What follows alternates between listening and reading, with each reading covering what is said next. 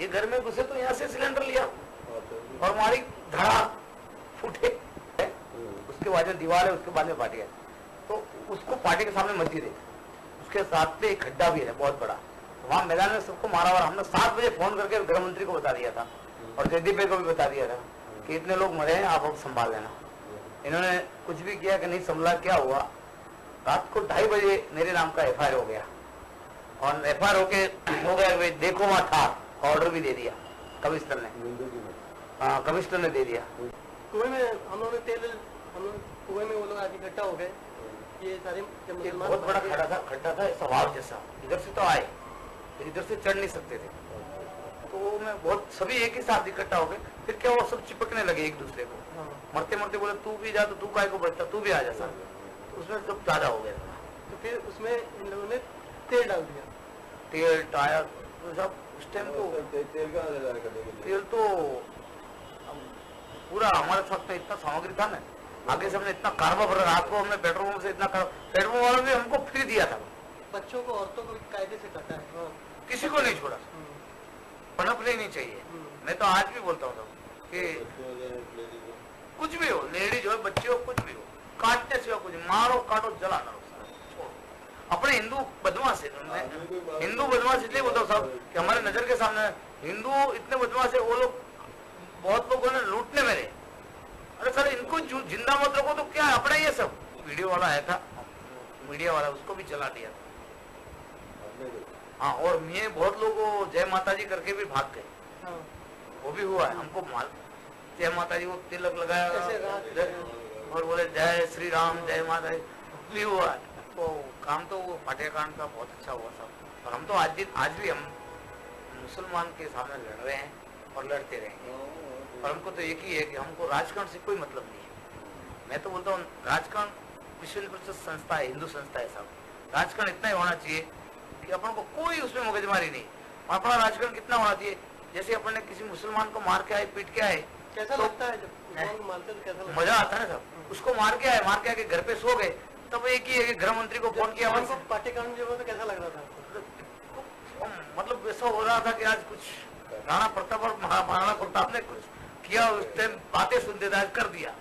सब फोन भी कर रहे थे और उसके बाद में सब दौड़ दौड़ के पुलिस के पास भी जाते थे। हम लोग तो जो उनका एक वहाँ पे सलीम करके एक था जो नरोड़ा पार्टी का थोड़ा दादा माना जाता था, वो तो सब जीप के अंदर घुस गया था, सब फाड़ गया था, जीप के अंदर घुस गया था। तो पुलिस हम खुद उसको पकड़ के खींच के बाहर लाए, तो बोलता है पुलिस वालों बोलता बोले इन्हें मारी ना, उसको बोले मारी डालना, जिंदा छोड़ोगे तो बयान देगा ना बोले। उसको तुरंत थोड़ा दूर ले जाके पूरा कर दिया। तो नरेंद्र भाई उसके लिए आए थे, वो पूरे अहमदाबाद में घूमे थे, जहाँ जहाँ मियाँ है ना वहाँ इसके लिए घूमे थे हिंदू में। तो जेल में आप बताइए ना, छुड़वाया किसने, बताइए इनको कैसे छुड़ाया? हमको तो जेल से नरेंद्र भाई ने छुड़वाया, उन्होंने जज बदले और जज बदल के फिर नरेंद्र भाई ने सेटिंग की और नरेंद्र भाई ने हमको छुड़वाया, तो हम नहीं छूट सकते। पहला जज आया था धोड़किया जी था, उन्होंने बोला कि बाबू भाई बजेंगे तो फांसी होनी चाहिए 4-5 बार, एक बार नहीं, और फाइल फेंक दी सब। फिर दूसरा आया तो दूसरा ने हमारा को यही बताया कि नहीं इनको फांसी होनी चाहिए। फिर तीसरा ने फिर 1.5 4.5 महीना हो गए। फिर नरेंद्र भाई ने हमारे को संदेशा भेजा कि ठहर जाओ, मैं अभी सेटिंग करता हूँ, अभी टाइम निकल गया है। फिर उन्होंने अक्षय मेहता करके एक जज को भेजा, जज ने फाइल नहीं कुछ नहीं, बोले जा नहीं, सब जेल खाली कर दी, वहाँ बाहर आ गए लोग। तो वो ये काम हम तो भगवान इसके लिए मानते कि इनके काम के लिए आज हमको बोले हिंदुत्व के लिए हम मरने तैयार है। बोले हमारे पास तो सिर्फ लाठी है, हम तो लाठी चेंज करो, लाठी चलाना सिखाते हैं, लाठी को चेंज करो, बंदूक सिखाना चलो। बजरंग दल ने बंदूक सिखाना शुरू किया। 40 नौजवानों को पूरे देश से बुलाया था, तो बजरंग दल के संयोजक थे, उनको ट्रेनिंग किया हमने जी सरखेज में। तो आर्मी के अंदर ट्रेनिंग देते हैं, हमने वो ट्रेनिंग देना शुरुआत किया। सबसे पहले जुड़े और कराटे की training, rifle training, obstacles training जो आर्मी में दी जाती है, 30 फीट स्लोप चढ़ना, मंकी रोप करना, एक दीवार से दूसरी दीवार कैसे जाया जाता है, ये सारी ट्रेनिंग हमने 15 दिन की जो यहाँ पर की। आज भी चल रही है, अभी पूरा हुआ है, अभी चल रही है, अभी भी चल रही है, पूरे देश में चल रही है। हिंदुओं में जब गुजरा हुआ तो जैसे कहा कि हिंदुओं के पास हथियार तो रहते नहीं, तो फिर कैसे हथियार सही लगे, तो कैसे हथियार कैसे आए?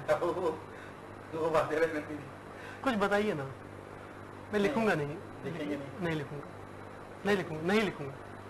मेरी खुद की गन की फैक्ट्री, नई पटाखे बनाता था, क्रैकर्स बनाता था। जी जी। सारे बम उसमें बनाए, डीजल बम, फाइव बम और सब बनते थे वहाँ पर। वहीं हम सप्लाई करते थे। पंजाब से 2 ट्रक भर के हमने तलवारें बनवाई। यहीं पर गांव में जो है कि दारिया और वो सब बनवाए सब, और सबको सामान दिया। तो सब एक ही था कि सामान चाहिए तो इनसे लो। वही कहा कि हथियार कहाँ से? इवन कट्टे भी इतने लाया, MP से, UP से, सबसे कट्टे मंगवाए, यहाँ से मैंने डिस्ट्रीब्यूट किया। क्योंकि समय बहुत कम था। पहली बार आपको मैं बता रहा हूँ। नहीं समझ रहा हूँ। आप समझ लीजिए, तो आज तक ये राज किसी को मालूम नहीं। मैं समझ रहा हूँ। मैंने कहा कि हिंदू पर हथियार तो रहता नहीं, घर में छुरी इतने हथियार दिए थे कि वो लोग शौक लग गया था। हम यहाँ बनाते थे और टेस्टिंग करने जाते थे।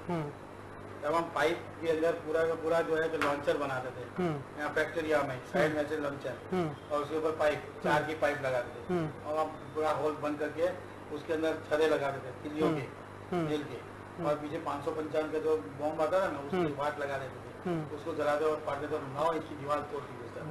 जब जिस दिन गोधरा हो उस समय नरेंद्र भाई को क्या प्रतिक्रिया दी? ये मैं नहीं बता सकता हूँ, क्योंकि लेकिन फेवरेबल थी, इतना कह सकता हूँ, क्योंकि ये हमारी आपस की उस समय की मिलाप थी। कुछ तो बताइए नरेंद्र भाई, नहीं क्या उनका फेवरेबल था।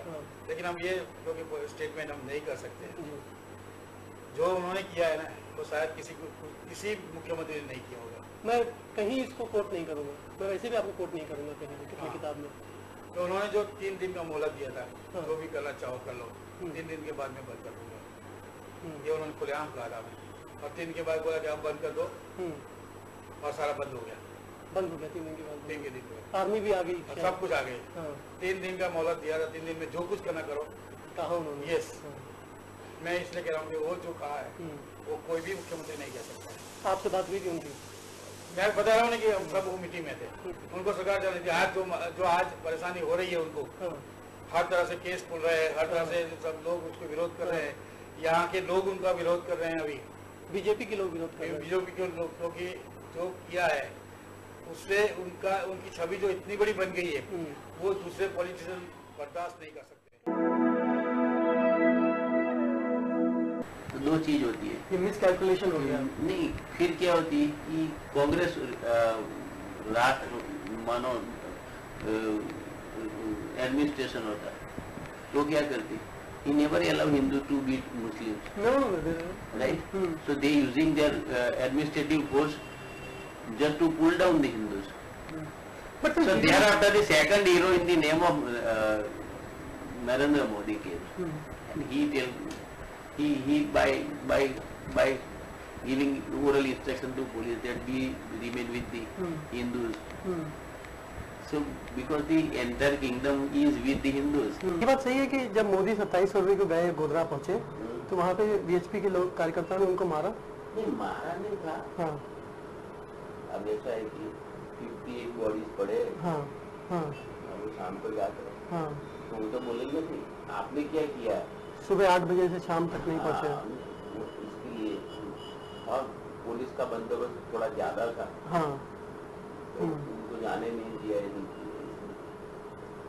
तो जब वहाँ पे बहुत कहा सुनी, तभी मोदी जी को गुस्सा आया, उन्होंने मोदी तो पहले से अपने लाइन के बात छोड़ो, लेकिन वो पोस्ट पर बैठे नहीं तो लिमिटेशन ज्यादा, उनके पर भी काफी लोग इसलिए से बोल रहे हैं कि he who gave all signals in favor of Hindus.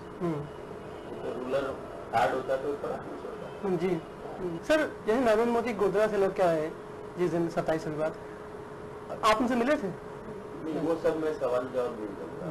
नहीं, मैं जानना चाहता हूँ, देना नहीं चाहिए। मैं जानना चाहता हूँ कि उनका पहला रिएक्शन क्या था? नरेंद्र मोदी ने तो जब फोन पर सुना तब से उनका लोही गर्म था। बताइए और क्या। मैंने आपको थोड़ी हिंट्स बताया, उससे ज्यादा मैं भी नहीं बता पाऊंगा, और ना मुझे बताना चाहिए। जी, मैं जानना चाहता हूँ कि उनका रिक्रिएट कर what was his first reaction? नहीं, वो तो उनका रिएक्शन तो ये था, वो मिनिस्टर नहीं होते तो बम गिराते, उनके पास कैपेसिटी होती, और वो मिनिस्टर नहीं होते तो जुआपुरा में बड़े 2-4 बम गिराते। ये भी हमारा बॉर्डर है, ये मकान के पीछे ही सब वो इलाका है उसका।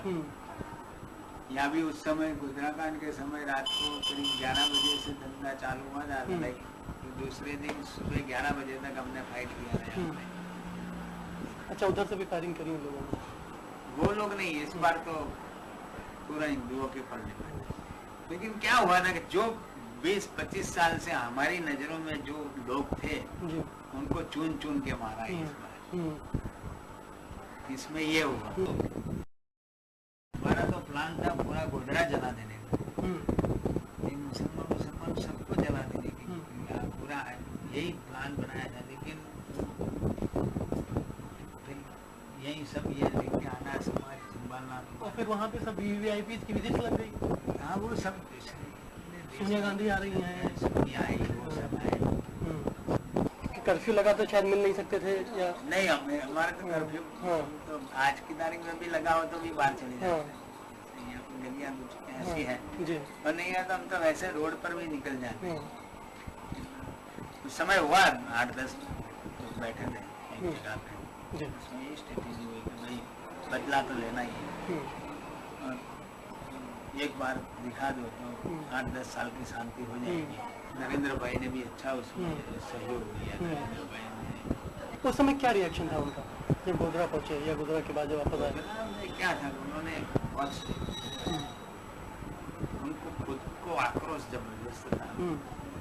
संघ का स्वयं सेवक था, बचपन से वो तो आक्रोश उनका ऐसा वो आए नहीं बाहर, लेकिन पुलिस वगैरह सब निष्क्रिय हो गई।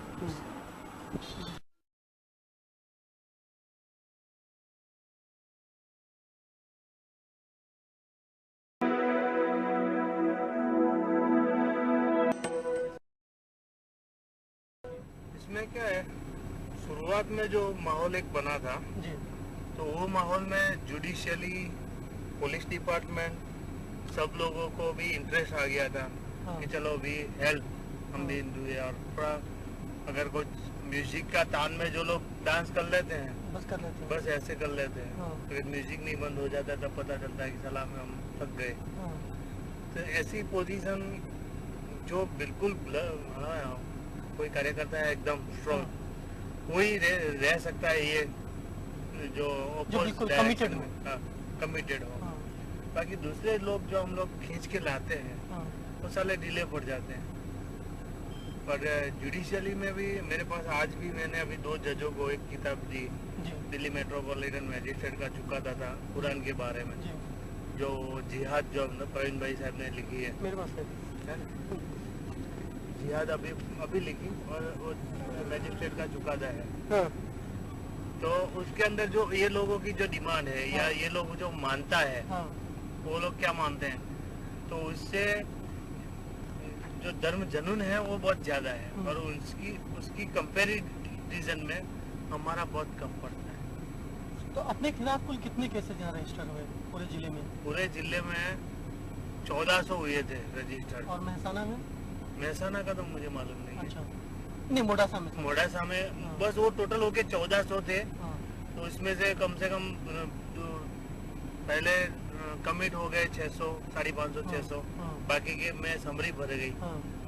फिर से ओपन हुए जो इसमें भी लोग हैरान परेशान होते हैं। मुस्लिमों की मेंटालिटी ये है, अपन लोगों को अगर केस के अंदर भी, लेकिन जो सुप्रीम कोर्ट ने जो व्यू लिया है वो हिसाब से लोग डरते हैं ज्यादा है।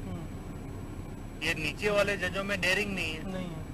शुरुआत में करी डेयरिंग, सर शुरुआत में करी। अभी क्या है कि जो ऊपर वाले जो है जो बड़ौदा का जो केस रिटायल कर दिया बेकरी का, तो हाँ बाबा, तो उसके बाद जो किया इससे दूल्हे लोगों का मोरल डाउन हो गया।